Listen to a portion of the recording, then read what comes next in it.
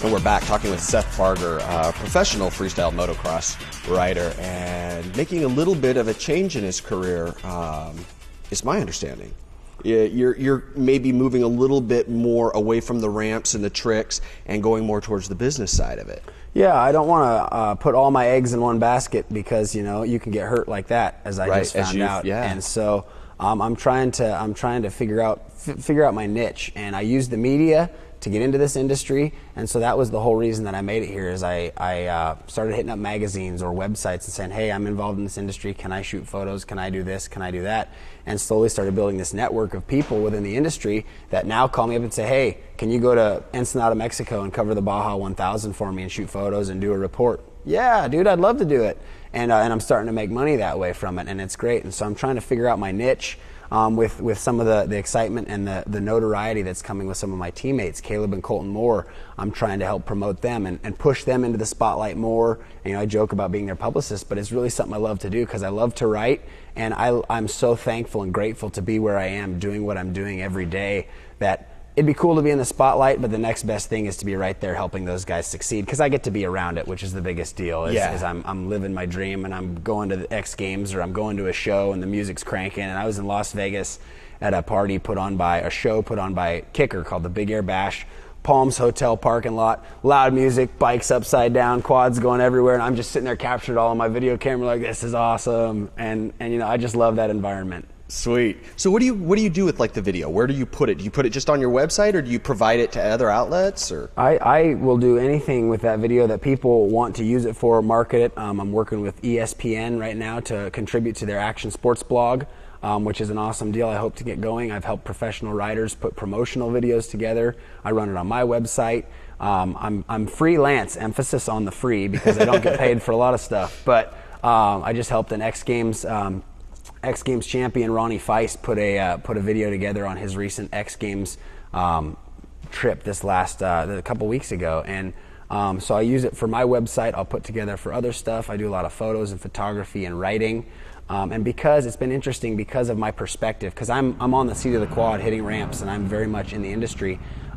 People are fascinated by that because they like my perspective. They just like perspective writing, right. Because most of the journalists, they go and write about events, and they write, but they're not the guys on the quad during a race or hitting that ramp and flying 30 feet through the air, and I can give them that perspective. And now that I've crashed, people are saying, what's going through your mind? Do you want to do this? Are you going to get back at it? And I just write my perspective, and they're like, can you tell us what's going through your head, you know, and all that kind of stuff. And so perspective writing, which is great because it's the easiest thing for me to do. I'm just telling my story. Very natural for you. Yeah, it's great. Yeah, cool. Well, now let's talk a minute about, you know, ATV freestyle is really not very popular when you compare it with like you know, dirt bikes, and it's actually not even recognized in the X Games or an event in the X Games. Why is it not as popular? Why is it sort of not there? I think what it comes down to is the risk involved, and there are guys that are willing to take the risk, but they lack the endorsements and the backing. Like for me, I had to make my own way to get where I'm at. I had to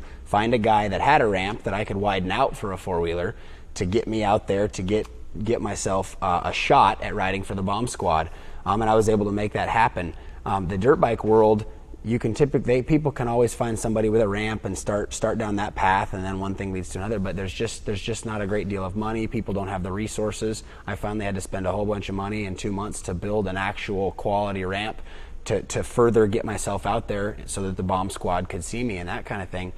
And there just isn't money, there isn't resources, it's all political. The sponsors and the endorsements and the industry people that have the power and the ability to make it grow and make it explode are only interested in television. And so until you get on TV, they're not interested. Well, there's 5 guys in the world that can backflip. That's not enough. If they had those 5 guys come to compete at X Games, well, one of them doesn't do anything but backflip. The other guys are talented, but there's only a pool of 5 guys, and so it wouldn't be much of a contest. And so it's not growing, and it's unfortunate, but it probably never will. It'll probably always be more of a stunt than a show or an exhibition, because it's just a stunt. There's so few people doing it, and it's not, people don't have the resources to make it grow, and and practice that backflip. And it's crazy. There's a reason there's only 5 guys in the world that can backflip an ATV. Yeah, and you can say that with a lot of I'm firsthand experienced here at these firsthand things. experience, exactly. So there probably isn't really a professional future then for ATV freestyle motocross. No, and that's what our 2 guys that ride, Caleb and Colton, have said. Is they said, we've kind of done pushing the limits on that. They ride freestyle. They've got a great career going for them in doing those shows and those demos. But as far as progressing and advancing it, they're about maxed out because they do backflip variations, the same stuff guys do on a dirt bike. They're doing on quads, with the exception of like the 360s, because an ATV 450 pounds is probably not going to do an off-axis 360. The double backflip, it's pretty insane to see a dirt bike do it. Nobody's probably going to conquer that on an ATV because it's just probably physics not possible. Don't quote me on that. Somebody does it, great. But so they're transitioning from that. Their whole approach is, well, if we can't get the exposure that we deserve, we're going to go where it is. And they made the switch to snowmobiles, because snowmobiles and snowmobile freestyle is already in the Winter X Games, and so they've been making that transition to go where the exposure is, to go where the sponsors are, and they've done it 1 year, and it's beginning to take shape. It's absolutely a rags to riches story. I don't know, I think it is continuing to evolve into that, but they're 2 brothers from a small town in Texas, and they got on snowmobiles because they wanted to try this. We're sponsored by Polaris. Polaris hooks us up really, really well. They got sleds December 19th, started riding sleds in the dirt into their foam pit and on a carpeted landing in Texas. 32 days later, they appeared on the biggest stage in the world, Winter X Games in Aspen, Colorado. Caleb took a bronze medal. Colton got underscored. The news anchors that were on TV were saying, these guys are getting underscored. This is ridiculous, what's the deal? And so the world is going to be shocked and awed when these guys come back next year, and it's going to be awesome to see. And that's the direction that it's probably going to go, is that's where the advertising dollars are, the sponsorships, the endorsements go where TV is.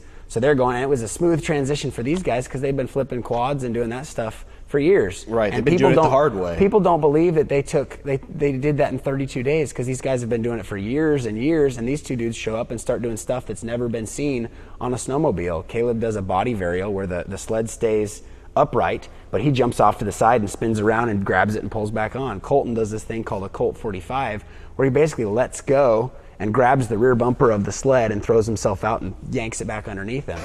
And it's just crazy because he's like 6 feet from the handlebars of the sled. And so these guys are, that screw loose we talked about. Yeah. It's definitely there. Yeah. But it's just awesome to see the talent and how easy that shift has been for them from let's try snowmobiles. We'll try to get that to going, bam, overnight they're on TV, and it's going to be exciting to see what the future holds for them. Wow. Well, we'll have to definitely watch for them. Well, when we come back, I want to talk to you about your website, Local Heroes Northwest, and also sort of, back to your roots and how you got into all of this. So we'll discuss that when we come back. You guys, don't go anywhere. We'll be right back.